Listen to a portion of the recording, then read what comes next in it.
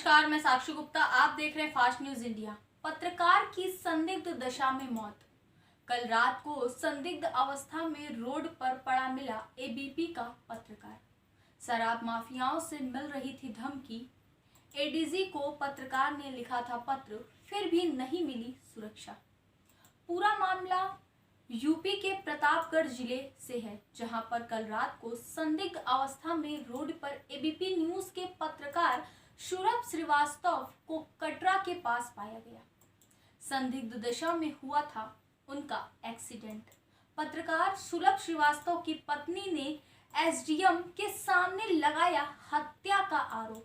वहीं सौरभ श्रीवास्तव ने 12 जून को एडीजी को एक पत्र लिखा था, जिसमें उन्होंने अपने ऊपर अनहोनी की आशंका जताई थी। एडीजी से एसपी से मिलने के बाद कहा और न्याय दिलाने की बात हुई थी। मृतक सुलभ अपने पीछे 2 बेटे और बच्चों को छोड़ गए हैं। पोस्टमार्टम हाउस में नेताओं और पत्रकारों की भीड़ जमा हो गई। वहीं सांसद संगम लाल गुप्ता ने सीधे तौर पर कहा है कि सुलभ श्रीवास्तव की शराब माफियाओं द्वारा हत्या की गई है।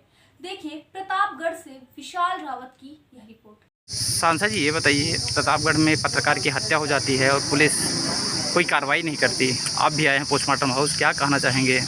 देखिए, ये बहुत ही दुखद घटना है, क्योंकि सुलभ श्रीवास्तव एबीपी न्यूज के बहुत ही संघर्षशील और माफियाओं के खिलाफ आवाज़ उठाने का वो काम करते थे।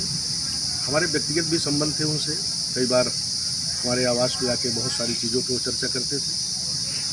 और इस शराब माफिया का जो जाखिरा पकड़ा गया चुनाव से पहले और आए दिन, इसमें सरकार की बड़ी कार्रवाई हुई है और जो शराब माफिया थे वो पूरी तरीके से तिलमिलाए हुए थे। और उसके बाद जैसे कल हमारे संज्ञान में आया कि जो असलहा की फैक्ट्री पकड़ी गई, वहाँ कवरेज करने सुलभ श्रीवास्तव गए थे और वहाँ से आते समय रात को उनको एक्सीडेंट के माध्यम से उनकी हत्या करा दी गई, क्योंकि 2 दिन पहले उन्होंने एडीजी को एक पत्र दिया था, एक तहरीर दिया था कि हमारे साथ कुछ घटनाएं हो सकती हैं, हमारी हत्या कराई जा सकती है। उन्होंने संज्ञान में लाया था। इसके लिए परिवार के साथ हमारी सरकार परेशान होती है और जो भी इसमें माफिया इन्वॉल्व है उनके ऊपर कार्रवाई होगी और हम स्वयं उस परिवार के साथ खड़े हैं। सर, आर्थिक स्थिति बहुत गड़बड़ है परिवार की, उसके लिए सरकार क्या करेगी? देखिए, सरकार पूरी तरीके से इस परिवार को हर संभव मदद करेगी और इसमें जो भी दोषी है उसके ऊपर बहुत सख्त कार्रवाई होगी। पुलिस इसको एक्सीडेंट का रूप दे रही है। देखिए, जो शराब माफिया हैं, जो प्लानिंग के तहत हत्या करवाते का काम करते हैं, तो एक्सीडेंट के माध्यम से ही उसकी हत्या करवाएंगे। और जैसे कि हमारे संज्ञान में आया है और हम स्वयं भी देखें कि एक्सीडेंट में उसके कपड़े नहीं उतारे जाते। एक्सीडेंट जब होता है तो एक्सीडेंट होता है ना कि उसके पैंट और शर्ट उतारे जाएंगे। तो जिस तरीके से उसको जिस हालात में उसकी बॉडी मिली हुई है, उसमें पूरी तरीके से वो हत्या का स्वरूप है और उसमें हमारी सरकार पूरी कार्रवाई करेगी, दोषियों को तुरंत गिरफ्तार करेगी, उसके परिवार के साथ न्याय मिलेगा और उसको हर संभव मदद मिलेगी। दिनांक 13/6/2021 को रात्रि 10 और 11 बजे के बीच सुलभ श्रीवास्तव एबीपी न्यूज़ के सम्मानित पत्रकार हैं। वह लालगंज से मीडिया कवरेज कर प्रतापगढ़ की ओर वापस आ रहे थे। कटरा चौराहे के पास में स्थित ईंट के भट्ठे के पास मोटरसाइकिल से गिरकर घायल हो गए थे। वहां पर मौजूद मजदूरों द्वारा उन्हें उठाकर किनारे किया गया और उनके मोबाइल फ़ोन में मौजूद कॉन्टैक्ट लिस्ट के आधार पर संबंधित को सूचित करते हुए एम्बुलेंस को भी बुलवाया गया था और एम्बुलेंस से वह डिस्ट्रिक्ट हॉस्पिटल पहुंचे, जहां डॉक्टरों द्वारा उन्हें मृत घोषित कर दिया गया था। उसके पश्चात स्थानीय पुलिस टीम एवं मैं एवं सीओ सिटी द्वारा घटनास्थल का निरीक्षण किया गया। प्रथम दृष्टया यह पाया गया कि वह मोटरसाइकिल से अकेले आ रहे थे और सड़क के किनारे मौजूद खंभा और हैंडपंप जिससे टकराकर मृत्यु होना पाया गया है। घटना के संबंध में अन्य विभिन्न पहलुओं के बारे में गहराई से जांच की जा रही है और अन्य विधिक कार्रवाई प्रचलित है। सर देखिए, हमको जब हम देखे ही नहीं है तो हम बता भी नहीं सकते कि ये हत्या है या एक्सीडेंट है।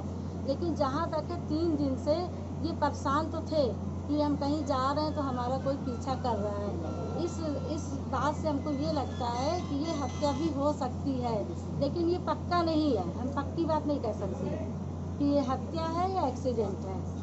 इसकी शिकायत उन्होंने कहीं की थी? जी, उन्होंने एडीजी साहब और कप्तान साहब को एप्लीकेशन दिया था। उन्होंने कहा था कि हमको 3-4 लोग कुछ दिनों से पीछा कर रहे हैं, आप हमको गनर की सुविधा दे दीजिए और हमको अपने परिवार वालों पे भी थोड़ी सी टेंशन है क्योंकि उनके ऊपर भी अटैक हो सकता है। ये सब उन्होंने लिखा था, लेकिन उसकी कोई कार्रवाई नहीं की गई, ना ही उनको कोई सुरक्षा के लिए कुछ दिया गया। क्या आपको भी कुछ बताया था उन्होंने 1-2 दिन पहले? जी, हमको 3-4 दिन पहले हम जब वो थोड़ा सा परेशान थे, बेचैन थे, तो हमने पूछा क्या हुआ, तो हमको बता रहे थे कि हमने एक खबर चलाई तो उसी से कुछ लोग हमको मतलब पीछे पड़े हैं कि तुम क्यों ये खबर चला। जो भी हो, मैं जिसकी भी खबर थी, नहीं पता किसकी खबर थी क्या थी, तो इसी वजह से उन लोगों ने इन लोग के पीछे पड़े थे इनके। सरकार से आपकी क्या मांग है?